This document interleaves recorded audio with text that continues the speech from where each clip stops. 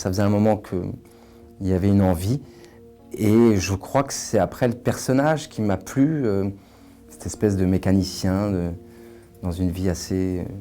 banale, très concrète, dans un réel très, très concret qui d'un coup,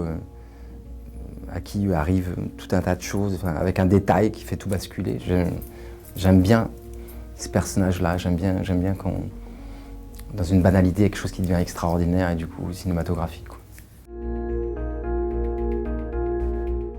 Ouais, j'ai fait un peu de boxe parce que physiquement j'avais envie de prendre un peu d'ampleur pour que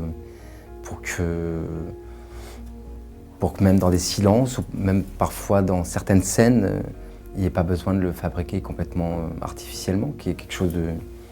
d'intérieur qui se sente, parce que quand on fait comme ça quelque chose de physique,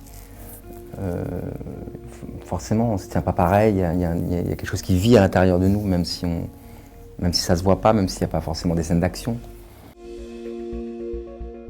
Voilà, la moustache est pour accompagner cet exercice et pour peut-être casser un peu, bien qu'il y ait des gens qui soient très, très séduisants avec une moustache, mais le personnage, je pense pas. Enfin, il y a quelque chose à trouver comme ça de viril, de pas forcément,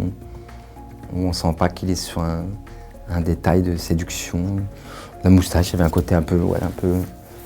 motard, un peu brut. Ce qui est très drôle avec elle, c'est qu'elle ne se rend pas forcément compte de ce qu'elle peut dégager. Donc d'un coup, elle fait une femme fatale, très sexy, comme ça, une espèce d'icône, mais elle fait tout pour, évidemment,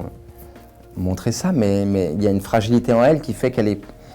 pas complètement sûre de ce qu'elle peut dégager, et c'est assez touchant à voir.